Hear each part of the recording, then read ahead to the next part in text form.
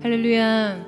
우리의 창조자와 구원자 되신 주님의 이름을 찬양합니다. 우리 그 하나님 앞에 우리 감사와 찬양과 영광과 존귀의 큰 박수 올려드리겠습니다. 아름다우신 주님, 거룩하신 주님, 언제나 우리의 찬양을 받게 합당하신 주님의 이름을 높여드립니다. 우리 주님 홀로 영광과 찬양을 받아 주시옵소서.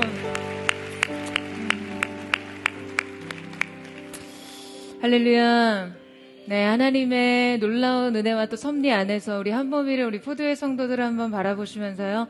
오늘 이 시간 영상으로 함께 예배하는 우리 흩어져 있는 글로벌 포도 식구들을 향해서도 우리 한번 따뜻한 사랑과 격려와 축복의 박수를 서로에게 보내도록 하겠습니다.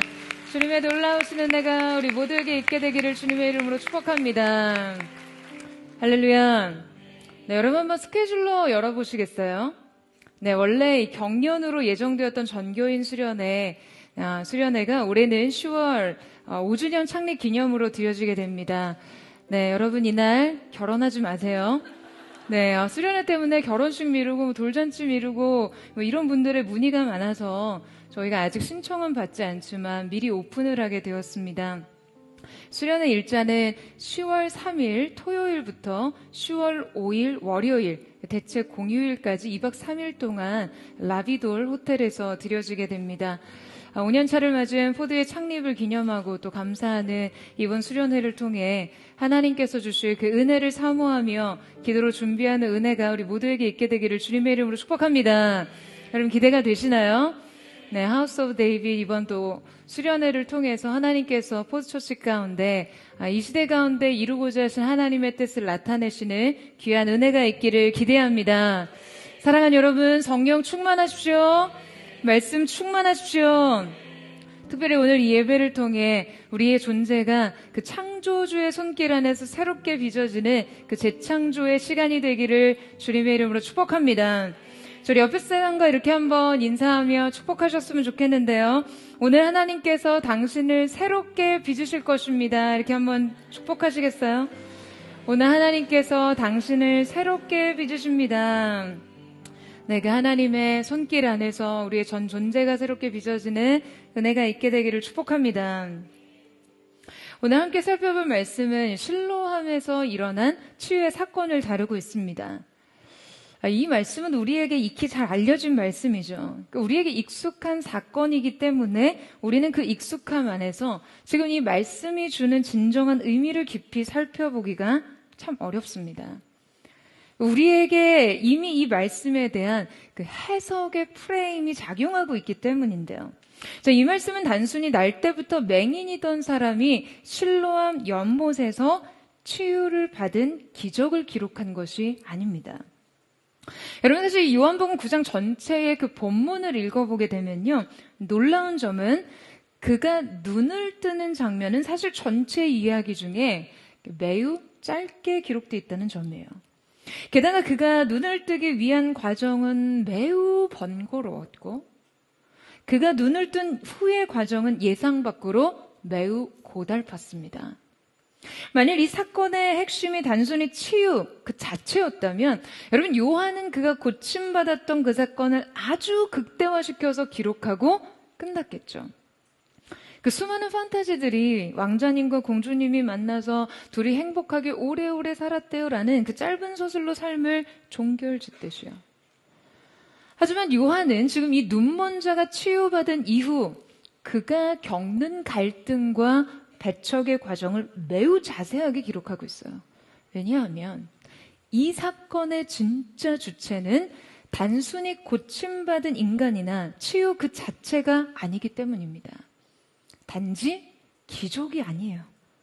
성경은 날 때부터 보지 못하던 한 사람이 치유되는 과정을 통해서 우리에게 예수님께서 구원을 베푸시는 방식과 그때 우리에게 요구되는 믿음과 동시에 그때 비로소 눈뜬 인간이 이후 어떤 세계와 충돌하는지 그 여정에 대해 매우 입체적으로 제시하고 있는 것이죠. 더 나아가 과연 눈 뜬다는 것이 무엇인가까지 우리에게 질문을 던지는 말씀입니다. 오늘 우리는 이 말씀을 통해 믿음으로 산다는 것이 과연 대체 어떤 것인지 그 근본적인 깨달음을 얻기 원하는데요. 자, 먼저 우리가 살펴볼 것은 예수님께서 베푸시는 구원의 방식에 관한 것입니다. 자, 우리 함께 1절에서 3절 말씀을 같이 한번 읽어보도록 하겠습니다. 시작. 예수께서 길을 가실 때 날 때부터 맹인된 사람을 보신지라 제자들이 물어 이르되 라삐어 이 사람이 맹인으로 난 것이 누구의 죄로 인함이니까 자기니까 그의 부모니까 예수께서 대답하시되 이 사람이나 그 부모의 죄로 인한 것이 아니라 그에게서 하나님이 하시는 일을 나타내고자 하심이라. 자, 오늘 말씀은 처음 예수님께서 날 때부터 맹인된 사람을 발견하고 그를 주목하시는 그 장면으로부터 시작됩니다. 그러니까 이때 예수님께서 그를 보신지라라고 기록된 동사 이 에이덴이라는 단어는요, 우연적인 것이 아닌 그를 향해 예수님의 시선이 머물러 있었음을 기록하고 있습니다. 자, 여러분 지금 이 날 때부터 맹인이라고 지칭된 이 사람은요, 결코 스스로 빛을 찾아갈 수 없는 존재입니다. 그러니까 단순한 질병을 넘어서 이 존재가 가진 매우 근원적인 한계에 대해서 보여주는 인물이죠. 그런데 태어날 때부터 빛을 본 적이 없고 스스로 그 방향을 찾지 못하는 이 결핍된 존재를 예수님은 먼저 보고 계셨어요. 그가 미처 주님을 의식하지 못하는 순간에도 주님의 시선이 그를 향해 있었습니다. 사랑하는 여러분, 여러분의 삶에서 여러분에게 구원이 필요한 순간 언제나 이 앞선 시선을 기억하십시오. 주님께서 여러분을 먼저 주목하고 계심을 말이에요. 자, 그런데 이때 요한은 예수님의 이 시선과 제자들의 관점을 매우 대조적으로 기술하고 있습니다. 지금 제자들이 이 맹인을 향해서 여러분 어떤 질문을 던지고 있죠? 지금 이 맹인이 이렇게 된 것이 지금 그 자신 때문이냐 아니면 부모 때문이냐를 따져 묻고 있어요. 그러니까 이때 이 제자들이 가지고 있었던 확고한 전제는 무엇이었습니까? 지금 이 맹인이 이렇게 된 것이 지금 분명 원인이 있다는 것과 그 원인이 과거 어떤 대상의 죄로부터 온 결과라는 거죠. 그들은 질병이란 죄의 결과이고 고난은 심판의 결과이며 인생의 비극에는 반드시 책임자가 있다라는 판단을 가지고 한 인생을 바라보고 있었습니다. 그의 고통 자체보다도 이 원인 규명에도 관심이 있었어요. 그들은 철저히 인과응보적 세계관 속에서 인생을 판단하고 정죄하며 예수님께 질문하고 있는 것이죠. 바로 왜 이 비극이 일어났는가에 관한 것 말이에요. 여러분 오늘 본문의 이 시작부터 지금 예수님의 관점과 그 인간의 관점은요 정면 충돌하고 있음을 보여줍니다. 이 둘은 인생의 고통에 대한 시선의 방향성이 완전히 달라요. 여러분 인간은 인생의 고통을 마주할 때 가장 먼저 그 이유를 찾습니다. 우리는 고통 앞에서 되게 그 원인 찾기에 급급해요. 대체 왜 이러한 일이 일어났냐는 거예요. 그러니까 이때 이들을 지배하는 것은요, 인과관계의 논리입니다. 그러니까 이 논리 안에서 인간은 자연스럽게 고통의 원인을 과거로부터 찾게 되죠. 과거를 추적하며 그 원인을 수색하기 시작합니다. 고통의 인과관계를 파헤치려는 인간의 본능은 매우 자연스러운 것이에요. 그러니까 원인을 파악해야 우리는 인생을 통제하고 있다라고 생각하거든요. 그러니까 실패에도 이유가 있다면 좀 더 견딜 수 있고요. 아픔에도 원인이 있다면 버틸 수가 있습니다. 그러니까 나의 상처에 대해서 설명이 가능할 때, 이해가 가능할 때 우리는 위안을 얻어요. 마음에요.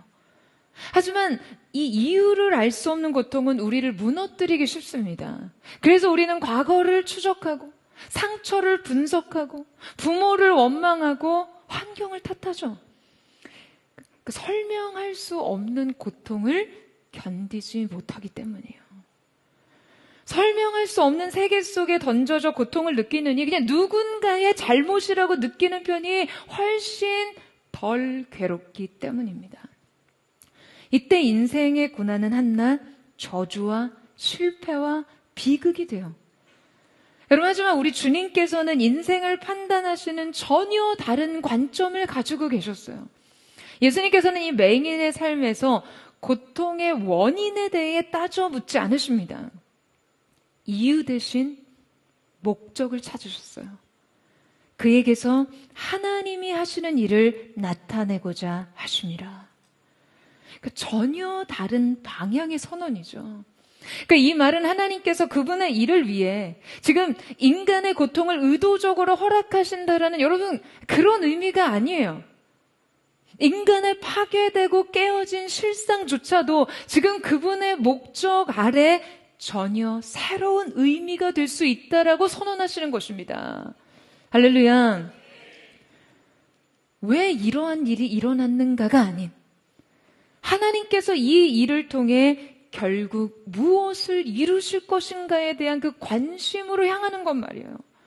하나님께서는 인생의 고통조차 미래의 목적 안에서 사용하시기 때문에 여러분 고난은 영광의 재료가 될 수 있는 것이죠. 여러분 아멘이세요? 여러분 우리의 삶이 바로 예수님의 이러한 관점 아래 있어야 즉 우리의 삶에 일어나는 다양한 일에 합당한 믿음의 반응을 보일 수 있게 되는 것입니다. 얼마 전에 포드처치는 이 가정의 달을 맞이해서 리어 위크를 보냈죠. Love is all. 매년 포드처치만의 가정의 달 기획 예배를 올해도 드렸는데요. 자, 올해에는 잃어버린 마음을 찾아서라는 주제 아래 우리의 인생 안에서 그냥 이미 잊혀진 지난 세대, 다음 세대가 아닌 지난 세대, 우리의 부모님 세대를 함께 축복하며 예배하는 시간을 가졌습니다.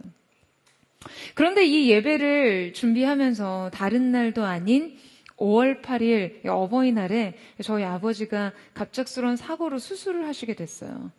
혼자 강원도 홍천에 내려가셨다가 사고를 당하셨는데요. 주변이 어두워지던 저녁비가 내리는 시골길에서 무릎이 접힌 채로 미끄러지시면서 무릎 근육들이 파열되신 거예요. 보통 이 무릎 근육은 쉽게 파열될 수 없는 이게 구조라고 하는데요. 그 충격과 고통이 얼마나 크셨는지 그 순간 정신을 잃은 채로 쓰러지셨어요. 그런데 이제 아버지가 쓰러지신 그 장소가 사람들이 전혀 왕래할 수 없는 곳이어서 비가 오는 저녁 숲 사이 그 길에 정신을 잃으신 채로 약 1시간가량을 이상 누워 계시게 된 거예요. 그 이후에 아버지가 이렇게 의식을 되찾으시고는 다리를 전혀 움직일 수 없다는 것과 주변 누구도 자신을 도와줄 수 없다는 것, 그리고 이제 곧 밤이 된다는 사실을 인식하시고는 그 비 내리는 이 저녁에 홀로 어둠 속에 누워 그 밤에 부른 노래를 내가 기억하며 내 심령으로 내 마음으로 간구하였다라는 그 시편 기자의 노래를 고백하며 그곳에 주님의 임재를 구하셨다라고 해요. 어둠이 내린 저녁, 하늘에서 내리는 비를 맞으면서 홀로 가눌 수 없는 몸으로 인적이 없던 곳에 누워있던 그 순간, 어둠과 두려움과 아픔이 엄습하는 그 순간, 내 고초와 재난, 곧 쑥과 담즙을 기억하소서. 내 마음이 그것을 기억하고 낙심이 되어나 여호와의 인자와 긍휼이 무궁하심으로 우리가 진멸되지 아니하고 소망이 있나이다. 라는 이제 이 예레미야 애가의 고백을 계속해서 읊조리시면서 그 하나님의 손길을 기다리셨다라고 고백하시더라고요.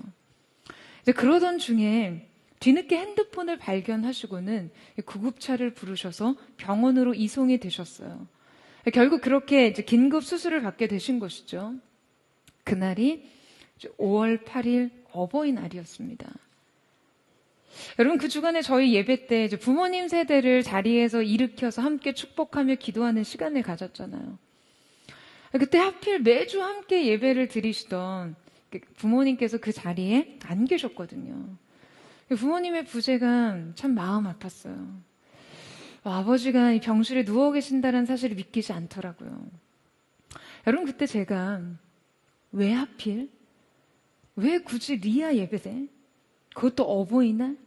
대체 이것은 어떤 시험인가? 뭐 이런 질문을 던졌을까요? 여러분, 이 질문은요, 매우 무용하고 무의미한 질문입니다. 이 질문은 물을 필요도 답을 달 필요도 없는 질문이에요. 이때 우리는 이 질문을 향하지 않고 주님의 이 선언을 향해 서야 합니다. 이유가 아닌 목적을 향해. 그에게서 하나님이 하시는 일을 나타내고자 하심이라. 졸지에 병상에 누워 계시는 아버지를 뵐 때마다 많은 생각과 염려가 찾아올 때마다 저희 가족은 딱 한 가지만 생각하기로 했어요. Love is all. 사랑이 전부다. 이 선언 아래 이 일이 있고 우리가 이 믿음을 향해 설 때 우리는 결코 어떤 것도 잃어버릴 것이 없을 것이라는 그 믿음을 향해 서는 것이죠. 사랑하는 여러분, 믿음은 방향성입니다.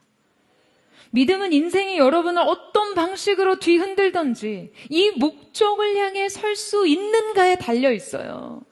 여러분 아멘이세요?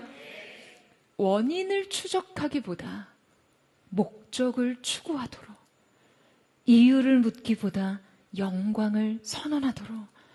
여러분, 우리가 그렇게 향해 있을 때만이 우리는 이 시간을 믿음으로 통과할 수 있습니다. 사랑하는 여러분, 무용하고 무의미한 질문을 멈추시고요, 영광의 목적을 향해 서서 선언하시기를 축원합니다. 우리의 삶의 모든 것들이 이 목적에 가두어지도록 그 믿음의 방향을 서는 은혜가 있게 되기를 예수님의 이름으로 축원합니다. 오늘 말씀을 통해 얻는 깨달음 두 번째는 예수님께서 우리에게 요구하시는 믿음의 방식에 관한 것입니다. 우리 함께 6절에서 7절 말씀을 같이 읽겠습니다. 시작. 이 말씀을 하시고 땅에 침을 뱉어 진흙을 이겨 그의 눈에 바르시고 이르시되 실로암 못에 가서 씻으라 하시니 실로암은 번역하면 보냄을 받았다는 뜻이라. 이에 가서 씻고 밝은 눈으로 왔더라. 자, 여러분, 이 장면은 이제 날 때부터 보지 못했던 이 맹인을 예수님께서 어떻게 치유하시는가를 구체적으로 보여주는 장면인데요. 자, 요한은 예수님께서 그의 눈을 뜨게 해주신 결과 그 자체보다도 예수님께서 그를 어떠한 방식으로 치유하셨는가를 주목할 수 있도록 지금 그 과정을 매우 상세하게 기록하고 있습니다. 왜냐하면 이 치유의 방식 자체와 지금 이때 요구되는 행위가 지금 믿음의 본질을 드러내고 있기 때문이죠. 자, 여러분, 먼저 예수님께서 무엇을 하셨죠? 예수님께서 무엇을 하셨어요? 땅에 침을 뱉고 진흙을 이기셨습니다. 여러분, 사실 지금 이 치유의 방식은 다소 좀 당황스러운 방식이었어요. 왜냐하면 예수님께서는 말씀 한마디만으로도 이 맹인을 낫게 하실 수 있었잖아요. 동의하시죠? 예수님의 신적 권능은 말씀 한마디로 우리를 살리실 수도, 죽이실 수도, 천지 만물을 창조하실 수도 있으신 분이십니다. 그런데 지금 이렇게도 수고롭고 번거롭고 좀 다소 거북하게 한 과정을 거치시는데 매우 분명한 의도가 있지 않았을까요? 여러분, 지금 예수님께서 이 맹인을 치유하시는 과정은 여러분 어떤 것을 연상시킵니까? 뭐 수술실에 외과 의사 같나요? 아니, 여러분, 무슨 의사가 침을 뱉고 진흙을 이겨서 눈에 바르나요? 세상에 이런 돌팔이 의사가 어디 있어요? 그러니까 여러분, 지금 이 장면은 어떤 의학적 치료를 연상시키기보다는 전혀 다른 장면을 떠오르게 하지 않습니까? 바로 창세기의 창조의 장면이죠.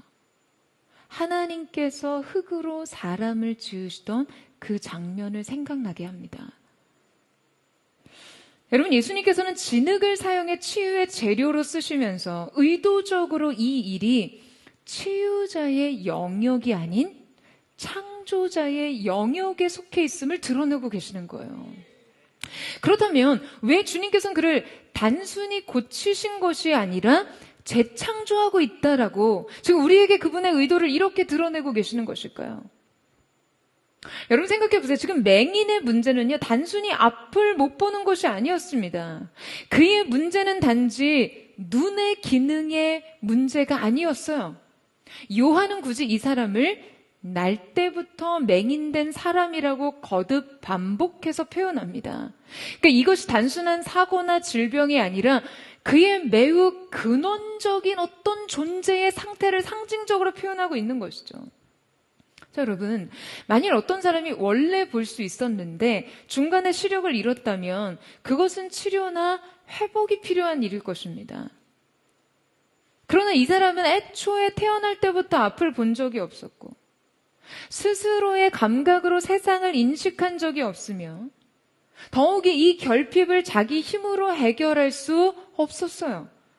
그러니까 애초에 그 존재 자체가 실격된 사람이었던 것이에요. 이 사람은 바로 죄인된 우리의 모습을 상징합니다. 죄 아래 있는 모든 인간의 모습이에요. 그러니까 말하자면 인간이 어떤 도덕적 실패로 죄에 빠진 상태가 아니라 근원적으로 파괴된 존재였음을 상징적으로 보여주고 있는 것이죠. 여러분에게 질문 한번 하겠습니다. 여러분, 우리가 죄를 지어서 죄인입니까? 아니요. 우리는 죄인이어서 죄를 지을 수밖에 없는 존재들인 거예요. 행위 이전에 존재적 차원에서 이미 결핍되었다는 거예요. 여러분, 인간은 인생이기 때문에 문제입니다. 인간은 인생이기 때문에 한계가 있어요. 여러분, 이것이 이 말씀에서 제시하고 있는 인간에 관한 관점이에요. 하지만 세상은 인간을 단지 치료와 교정의 차원으로 바라봅니다.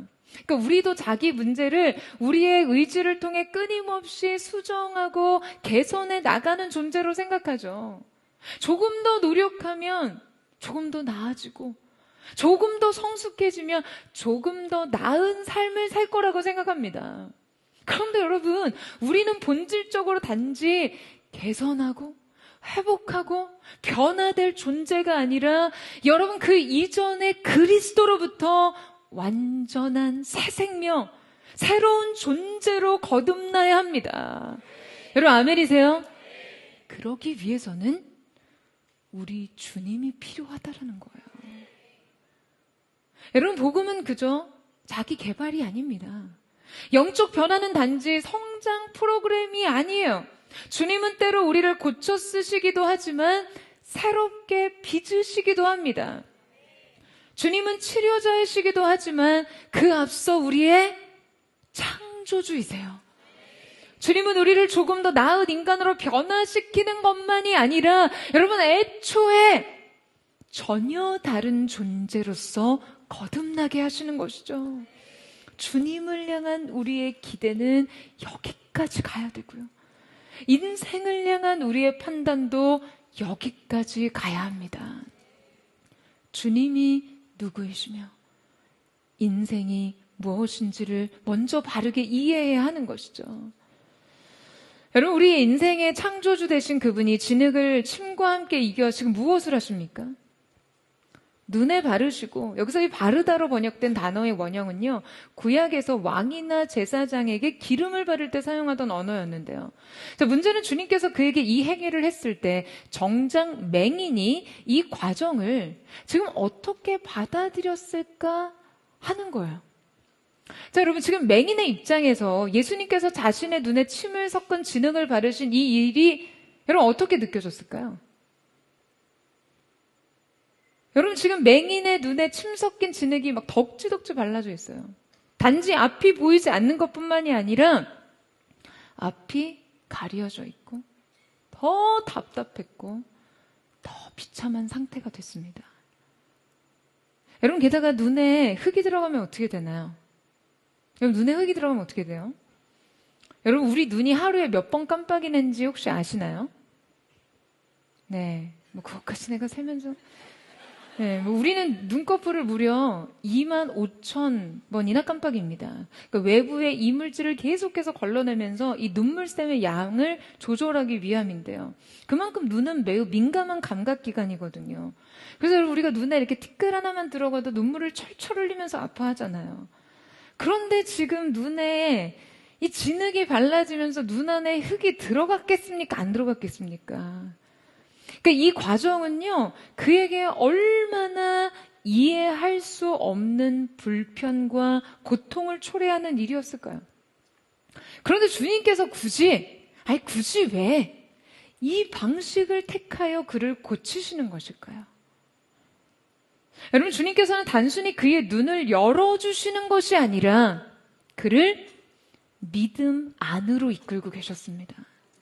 주님은 그를 단지 치료의 대상으로만 다루고 계시지 않았어요. 주님은 그를 새로운 존재로 빚어가고 계시죠. 여러분, 지금 맹인은 무엇을 경험하고 있었습니까? 분명 주님의 그 손길 안에서 자신에게 무언가가 행해지고 있음을 알았어요. 하지만 그것은 그에게 전혀 이해되지 않는 과정이었습니다. 그는 혼돈 속에 있었어요. 창세전 이 세계가 빛이 있기 전 흑암 아래 있고 혼돈과 공허 위에서 그분의 창조가 시작되었듯이요. 그의 삶에 시작된 새 창조의 역사는 바로 이 혼돈을 먼저 경험해야 했습니다. 여러분, 어쩌면 이것이 믿음 안에 있는 우리와 너무 닮아있지 않나요? 우리가 믿음 안에 살 때도 이와 마찬가지예요. 우리도 우리의 인생이 주님 손 아래 있음을 느낍니다. 주님께서 우리를 만지시고 다듬으시고 다루고 계심을 느껴요. 하지만 이 과정은 우리에게 명확하게 이해되지 않습니다. 때로 분명 주님의 손길과 이끄심이 있는 일에서 오히려 혼란을 느낄 때가 있죠. 부르심의 길이 훨씬 더 막막할 때가 있고요. 순종의 걸음이 더 깊은 어둠 가운데 들어가 있는 것처럼 느껴질 때가 있어요. 하지만 분명한 것은 그 모든 과정이 우리 주님의 손 아래 있는 한 그것은 분명 존재의 변화를 위한 과정이고 그 자체가 곧 믿음의 여정이라는 것이에요. 여러분, 주님께서는 지금 그에게 눈에 진흙이 발라진 상태로 무엇을 하라고 요구하셨습니까? 실로암 못에 가서 씻으라고 명령하셨어요. 여러분, 지금 우리는요, 이 명령을 너무 쉽게 읽습니다. 결론을 이미 알고 있기 때문이기도 하고요. 이 명령이 베풀어진 당시 상황과 배경에 대한 이해가 없기 때문이기도 한데요. 대부분의 학자들은 지금 예수님께서 맹인에게 이 명령을 하셨던 장소를 예루살렘 성전 근처라고 해석합니다. 더 자세히는 예루살렘 북동쪽 성전 지역 부근에서 일어난 일이라고 분석해요. 그런데 문제는 예수님께서 맹인에게 가라라고 명령하신 실로암 못은요, 예루살렘 남쪽 끝 다윗성 그 아래쪽 가장 낮은 지대라는 거예요. 그러니까 이 실제 실로암은 성전 지역보다 약 115m 정도 아래 있었고 그 지형적으로 이곳은 매우 가파른 길이었습니다. 제가 전에 이스라엘로 아울리치를 다녀왔는데요. 아울리치 동안 계곡 아래로 내려가는 돌계단에서 아주 제대로 미끄러져 넘어진 적이 있었거든요. 계곡을 향해 내려가는 그 내리막길에서 미끄러지면서 완전 이렇게 공중부양을 해서 허리부터 곤두박질을 쳤어요. 그래서 제가 그때 딱 넘어지는 순간 무슨 생각을 했냐면, 내 허리가 부러졌구나.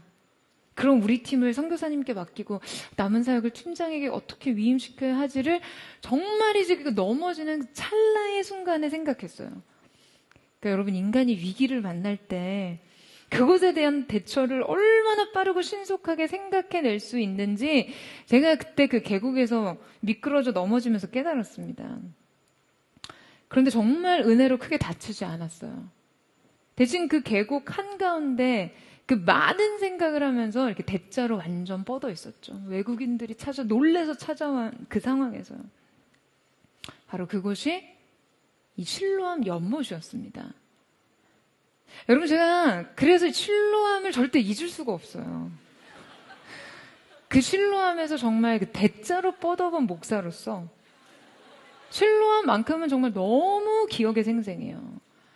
이곳의 그 미끄러운 바닥면과 그 가파른 경사를 떠올릴 때마다 막 정말 그 소름이 쫙 끼치면서 갑자기 막 멀쩡했던 그 허리가 막 그 뻐근해지는 거를 느껴요. 제가 그때 누워서 다행히 그래도 허리가 부러지지는 않았다는 걸 깨닫고 안도하면서 무슨 생각을 했었냐면요. 이 맹인이 대체 눈에 진흙을 바르고 이곳을 어떻게 왔다는 거야? 그 생각을 했어요.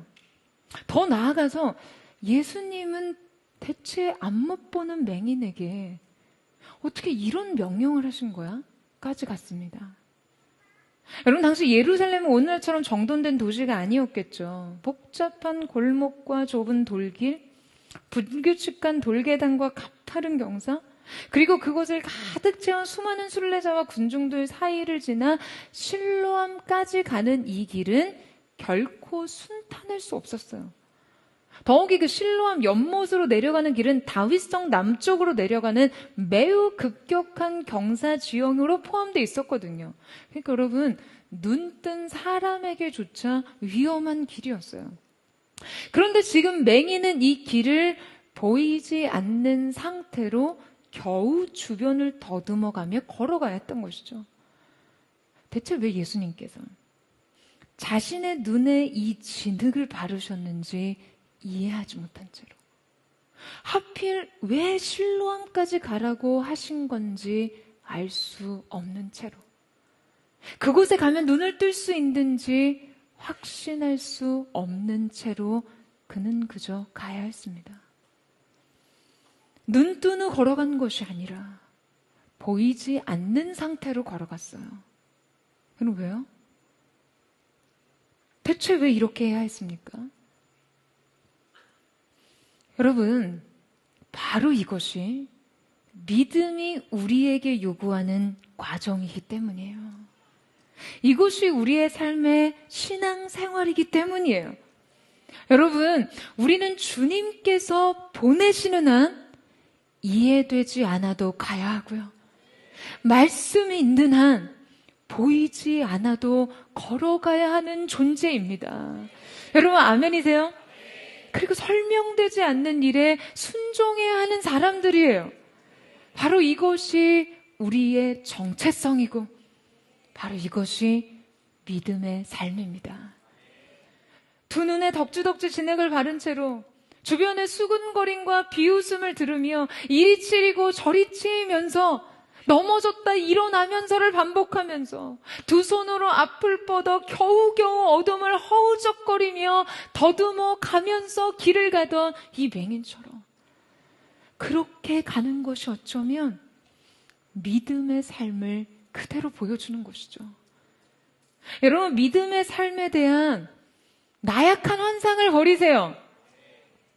믿음만 있으면 갑자기 슈퍼맨이 되는 것처럼, 믿음의 길은 어떤 탄탄대로인 것처럼, 만사형통 꽃길만 있는 것처럼, 믿음의 명령과 부르심이 있는 삶은 언제나 명쾌하고 선명한 응답이 있는 것처럼 생각하지 마시라는 거예요. 여러분이 믿음에 대한 그런 오해에 빠져 믿음을 회의하실 때마다 여러분, 성전에서부터 실로암까지 이 맹인이 어떠한 모습을 하고 그 길을 가야 했을지를 떠올리세요. 그가 얼마나 이 어둠 속을 더듬거리고 있을지 생각하세요. 그리고 그럼에도 불구하고 그가 결국 어디까지 갔는지도 기억하십시오. 그는 실로암까지 갔습니다. 주님이 명령하신 그곳까지 갔어요. 깊은 어둠 속에서도 그 말씀 하나를 떠올리며 끝까지 갔습니다. 여러분, 저자 요한이 실로암이라는 이 지명을 기록하면서 지금 이 지명의 의미를 함께 기록하고 있죠. 성경이 그 이름의 의미를 기록하는 것은요, 그 안에 분명한 의도가 있기 때문인데요. 더욱이 이 단어의 뜻을 굳이 괄호를 열어서까지 설명하고 있어요. 자, 여러분, 지금 실로암이 어떤 의미라고 하죠? 바로 히브리어 동사 샬라흐의 수동형 분사로 보내심을 받았다라는 뜻이에요. 여러분, 그는 보냄을 받은 그곳까지 갔습니다. 그리고 동시에 그곳은 또한 여러분 어떤 곳이었어요? 요한복음에서 드러나는 예수님 하나님의 가장 중요한 정체성 중 하나가 여러분 무엇입니까? 바로 보냄을 받은 자예요. 요한복음에서 반복적으로 예수님께서 자신을 아버지께로부터 보냄을 받은 자로서 자신을 계시하시거든요. 예수님을 보냄을 받은 자로 한 표현이 요한복음에만 약 40회 이상 반복됩니다. 그러니까 지금 실로암의 의미를 설명하면서 굳이 요한이 실로암은 보냄을 받았다는 뜻이다라고 서술한 것은 여러분 지금 우리에게 어떤 통찰을 제공하기 위해서인가요? 바로 언어학적으로 이 지명과 예수님의 인격을 일치시켜서 인격의 일치를 보여주기 위한 것이죠. 여러분, 예수님이 바로 실로암이었어요. 요한복음의 이 상징과 의도 안에서 결국 맹인이 끝내 다다른 실로암은 여러분 단순히 물 웅덩이가 아니라 그저 보냄을 받은 장소만이 아니라 예수 그리스도 그분 자체이셨던 거예요. 그가 어둠 속을 더듬으며 믿음으로 걸어갔던 그 과정은 바로 예수 그리스도를 향한 믿음의 여정임을 상징하는 것이죠. 사랑하는 여러분, 보이지 않아도 가세요. 어두워도 가세요. 더듬거리며 걸어가십시오.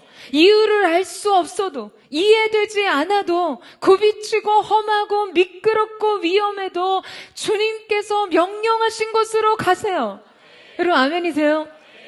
그 믿음의 여정 끝에 여러분이 끝내 다다른 곳이 어디였다고요?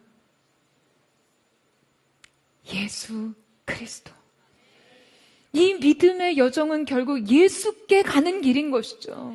그리고 바로 그때 그에게 그동안 보지 못했던 세계가 열립니다.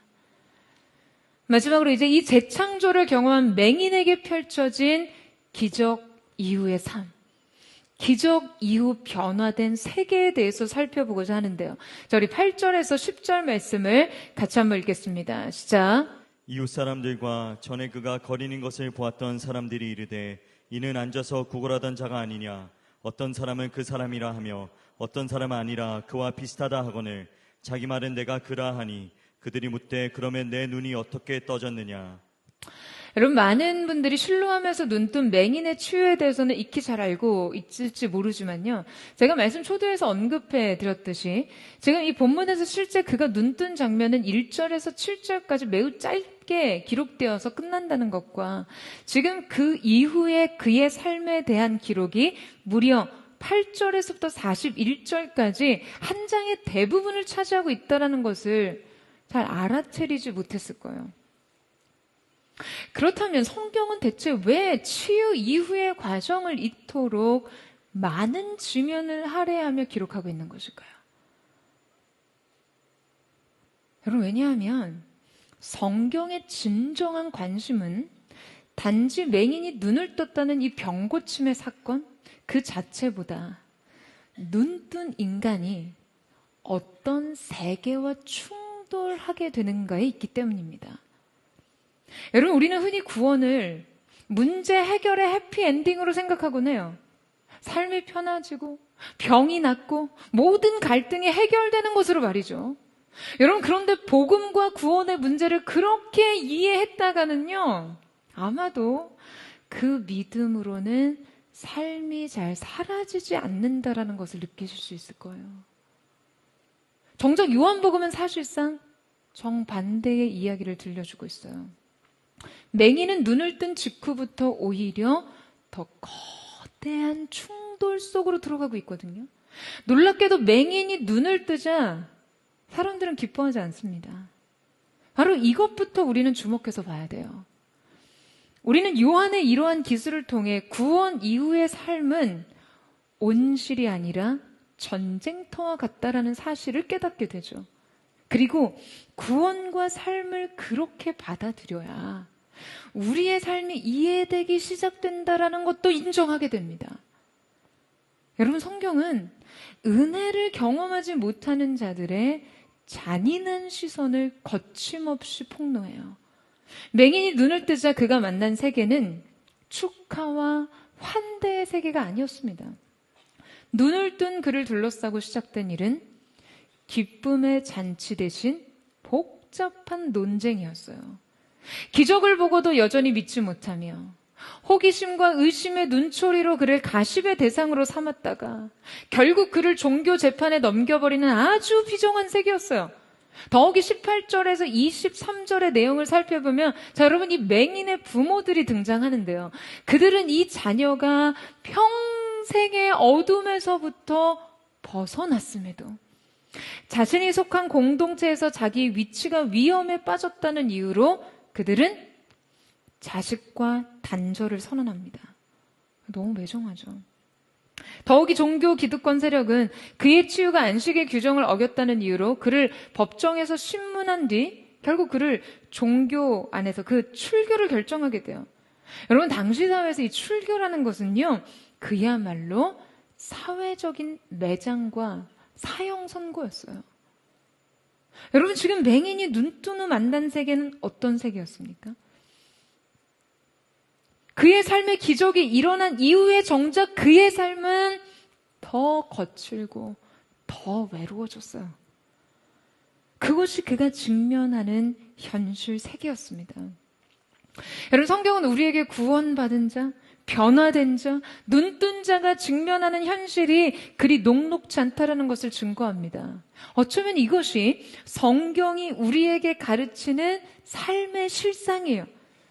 변화된 삶이 계속해서 직면하게 되는 삶의 실제 말이죠.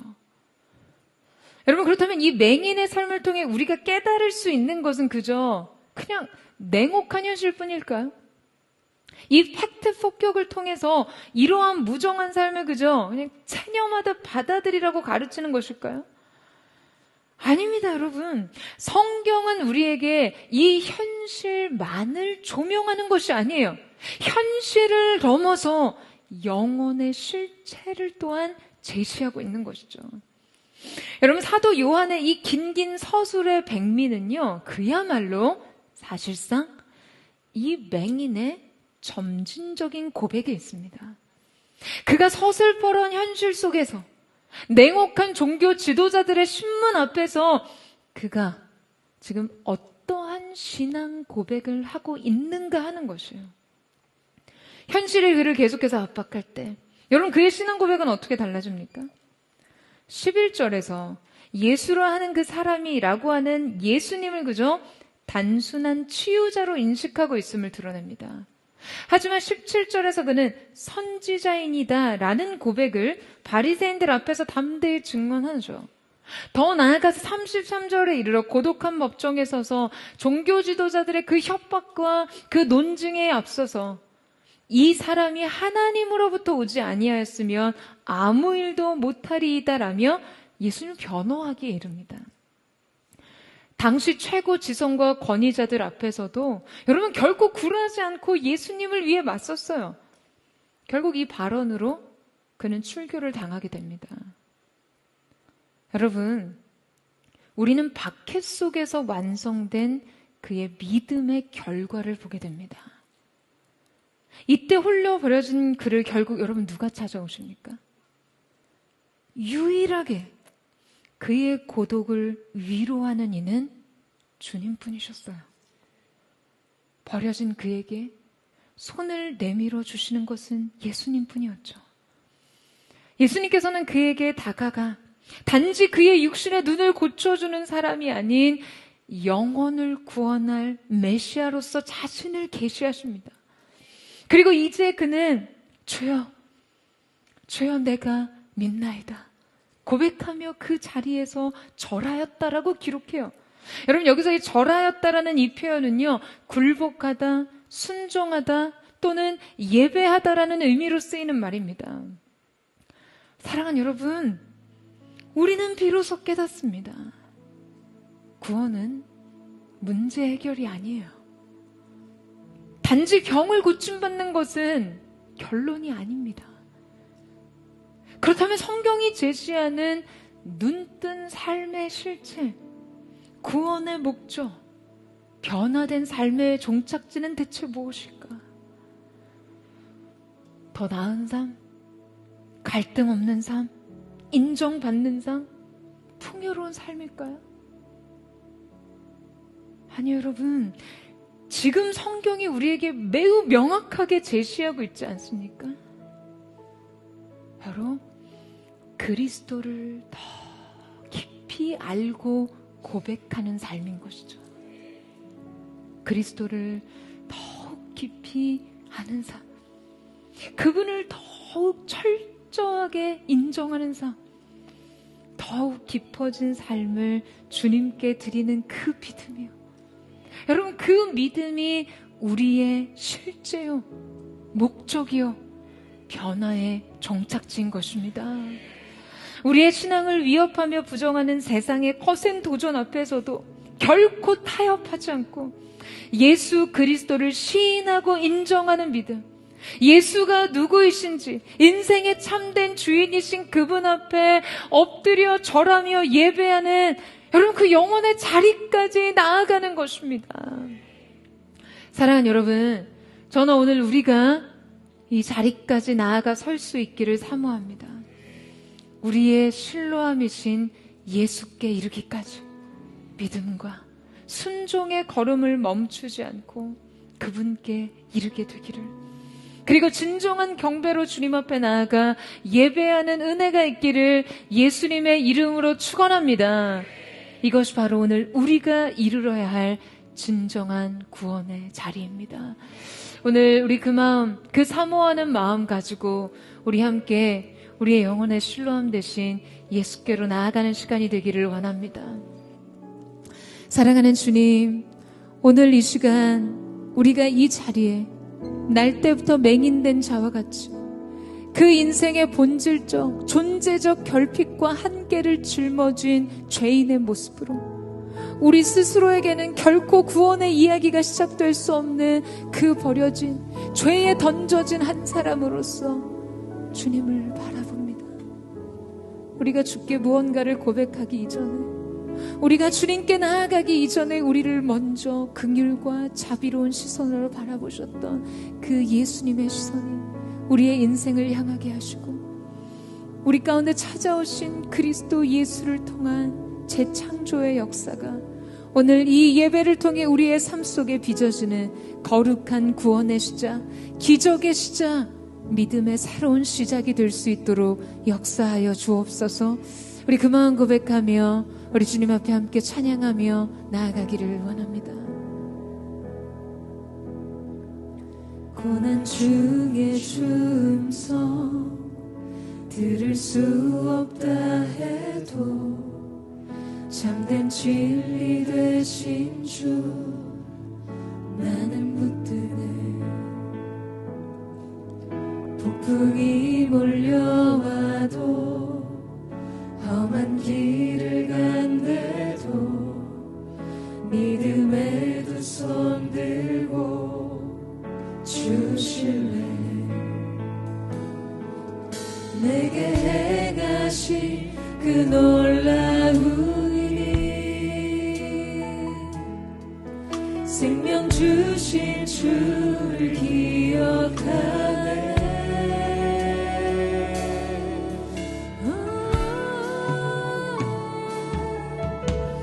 그 사랑이 내려와 날 자유케 하셨네.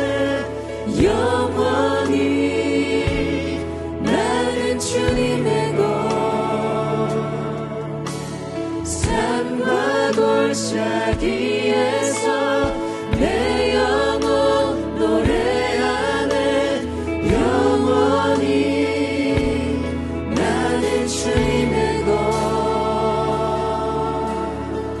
주의 약속 이루어져, 주의 약속 이루어져 소망이 넘칠 때도 은혜로운 주 손길 느낄 때도 주를 향한 갈망과 겸손한 마음으로 믿음의 두 손 들고 주 찬양해. 내게 행하신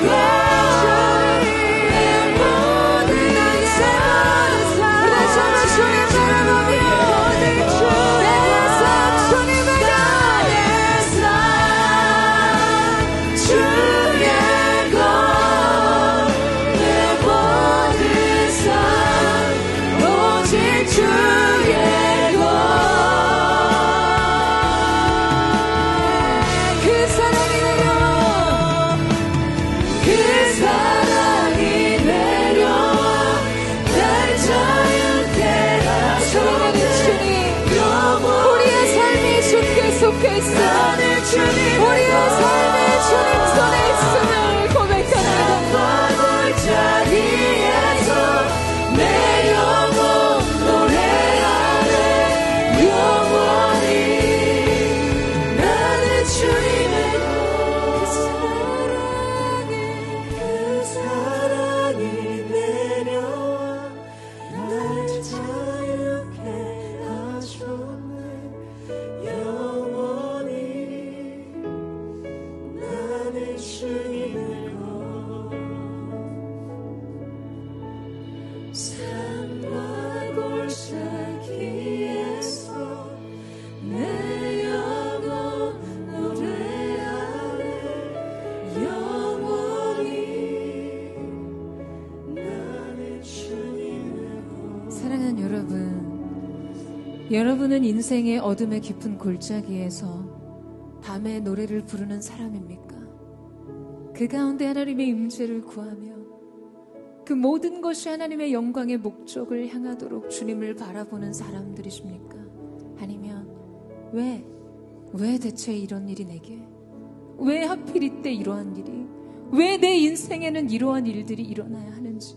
왜 나의 삶은 여기까지인지 인생의 한계를 논하며 자기 인생의 비참한 불행과 비극에 대해 원망하며 원인과 이유를 파헤치듯 상처를 분해하고 마치 현미경으로 들여다본 인생의 과거의 문제와 여러분 인생의 여러분의 삶의 문제들을 일으킨 대상을 향해 책임을 전가하고 탓하는 마음으로 여러분의 고통을 상쇄하고자 하는 사람들이십니까?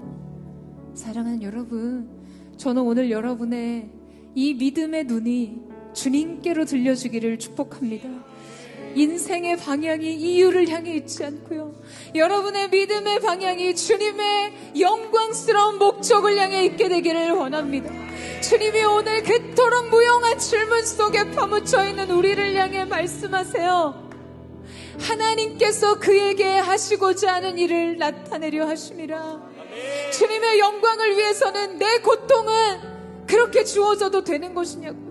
여러분, 이러한 원망의 자리까지 또 그렇게 자신을 비참하게 내던지시는 분 있으십니까? 사랑하는 여러분, 정신을 차리세요. 여러분, 정신을 차려 깨어 일어나 믿음의 눈으로 주님 바라보게 되기를 원합니다. 인생의 모든 것이 구속하신 주님의 영광과 접붙임되어 있음을 오늘 이 시간 우리가 인생의 고통의 이유에 매몰되지 않고 그 고통의 목적을 향해 눈뜬 자가 될 수 있도록 성령 하나님 오셔서 우리의 마음을 새롭게 하시고 우리의 믿음을 일으켜 주시옵소서. 믿음의 눈을 들어 주님을 바라보게 하여 주시옵소서. 우리 그 마음 고백하며 주의 한번 부르짖고 우리 합심을 동성으로 기도하겠습니다. 주여, 사랑하는 주님, 인생의 깊은 어둠의 골짜기에서 우리는 주님을 바라보며 밤의 노래를 부르는 자들이 되기를 원합니다. 우리를 향한 주님의 사랑, 그 말할 수 없는 하나님의 은혜 가운데 주 함께 사용하실 늘 사모함으로 바라보는 그 하나님의 사람들이 될 수 있도록 역사하여 주시옵소서. 이 무용한 인생에 무의미한 질문들을 버리고 주님의 믿음으로 바라보는 하나님의 사람들 될 수 있도록 주여 역사하여 주시옵소서. 오늘 우리의 마음을 만져주셔서 새로운 믿음의 방향을 열어주시고 주님 바라보는 믿음 안에서 우리의 영혼의 기쁨의 새 노래, 구원의 새 노래가 열려질 수 있도록 주여 역사하시고 주님 함께하여 주시옵소서.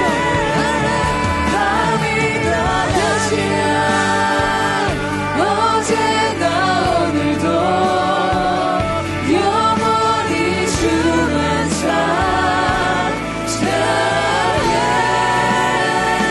괴롭고 슬플 때 낭만하여 넘어져도 언제나 주만 찬양하네.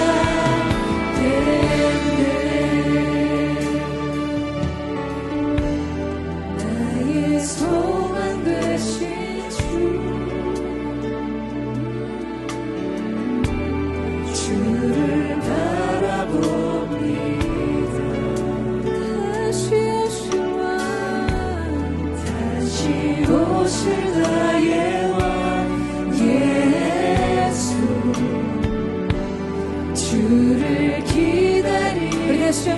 고백합니다. 나의 소망 되신 주님, 나의 소망 되신 주를 바라봅니다. 주를 바라봅니다.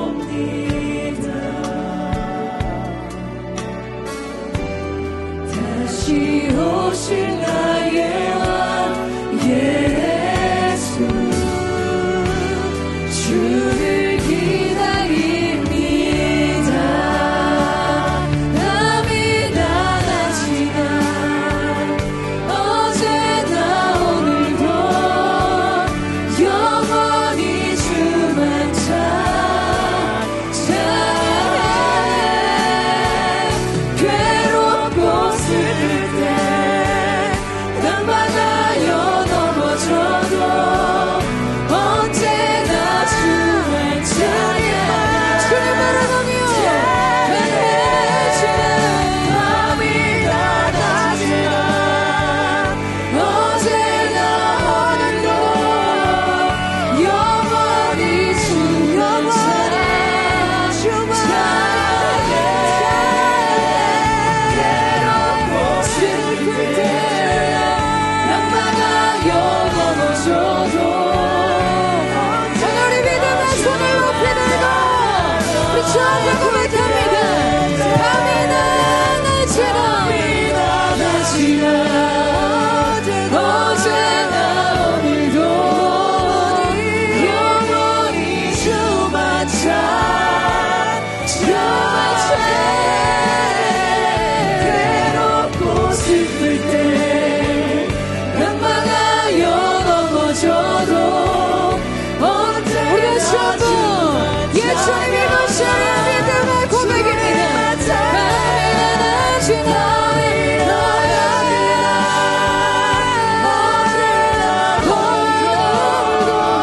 영원히 주만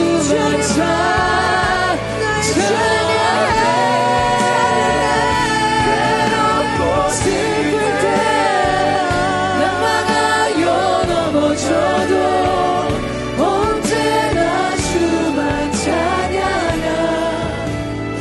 사랑하는 주님 앞에 우리의 인생의 문제를 아뢰고 창조주가 되신 주님께서 우리의 인생 가운데 찾아오신 후 어쩌면 우리의 삶은 더 비참해졌습니다.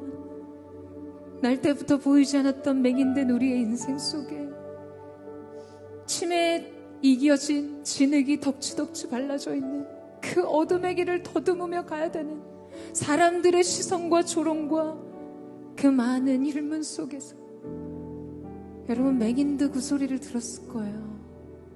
이 날 때부터 잔 이 사람의 문제는 이 자신의 문제입니까? 부모의 문제입니까? 누군가 내 인생을 두고서요 저마다의 판단과 평가를 내리는 세상의 소음 속에서 주님의 말씀은 주어졌지만 이 말씀이 나를 더 비참하게 만드는 듯한 순종과 믿음의 길 앞에서 여러분은 무엇을 선택하는 하나님의 사람이기를 원하십니까?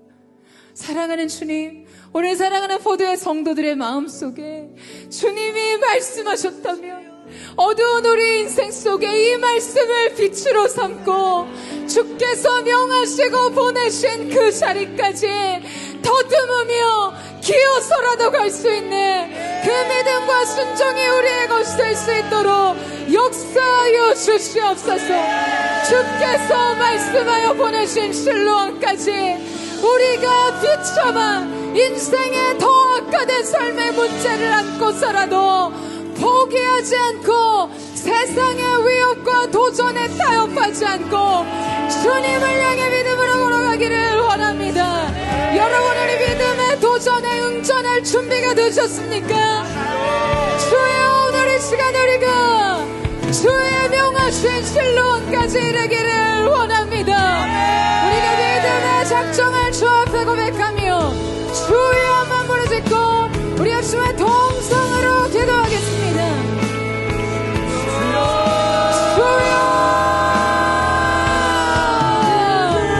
주님 말씀을 빛으로 삼겠습니다. 주님 말씀에 순종하는 것을 인생의 길로 여기겠습니다.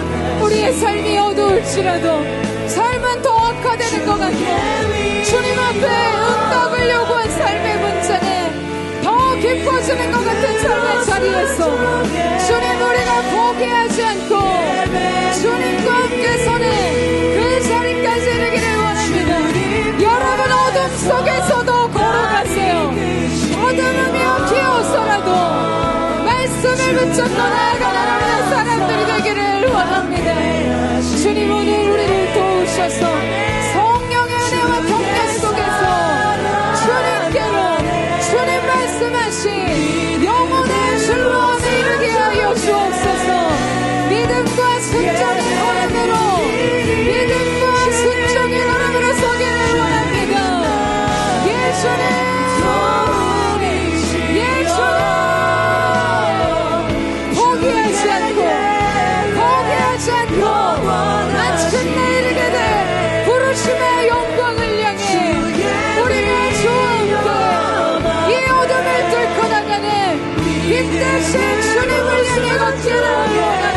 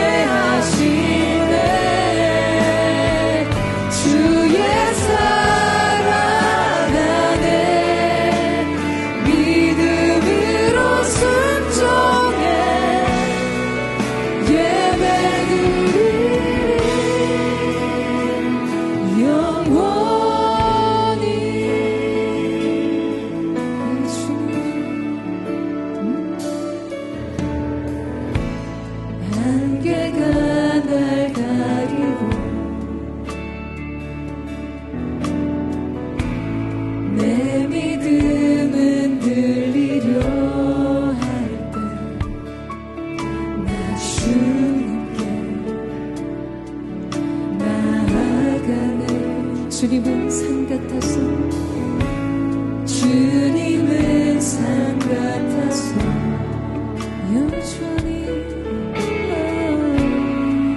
여전히 그 자리에 계셔. 눈을 들면 보이리라 날 위한 그 사랑. 주는 나의 도움이시며 주의 계획 영원하시네. 주의 위엄 앞에 믿음으로 순종해 예배드리니 주님께서 날 이끄시며 주가 항상 함께 하시네.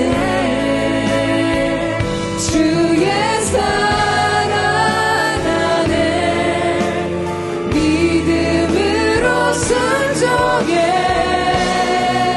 예배드리. 주님 바라보며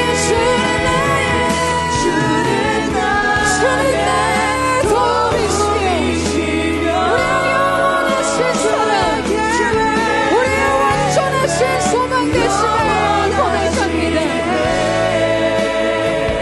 주의 위엄 앞에 믿음으로 순종해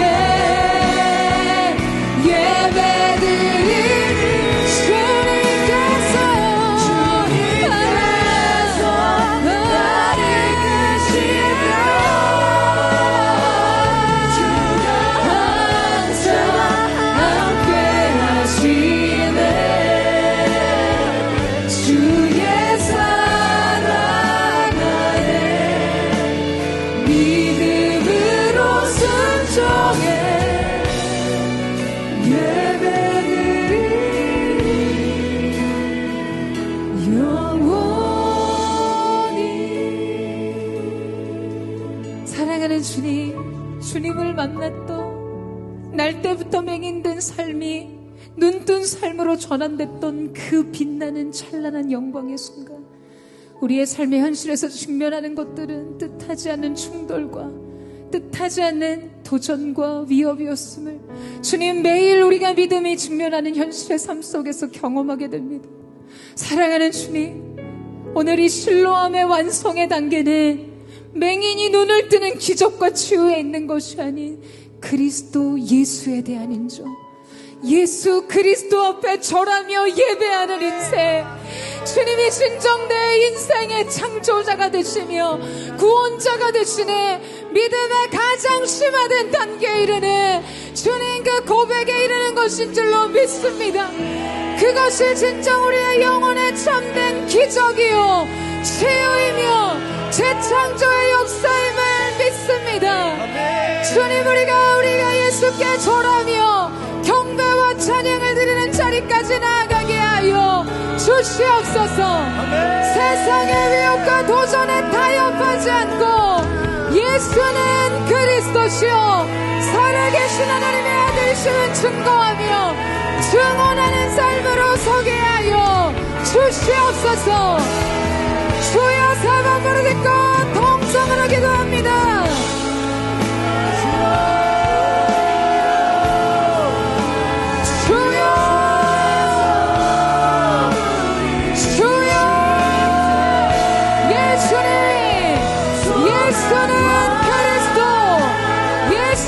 창조주가 되신 주님 앞에 주님을 기뻐 예배하며 왕 되신 주님을 선포합니다. 주의 나라, 우리 각 사람 가운데 그 깊은 단계의 믿음의 사건, 놀라우신 은혜의 사건, 주께서 일으키시는 영광의 사건이 일어나게 하여 주옵소서.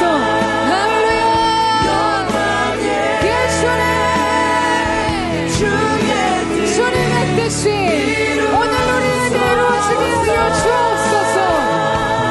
주의 나라 오리라. 주께서 부르실 때 소망과 영광에 우리 예수께 절하며 경배하되 우리 주님 앞에 우리의 믿음을 고백하며 주님은 나라오리라.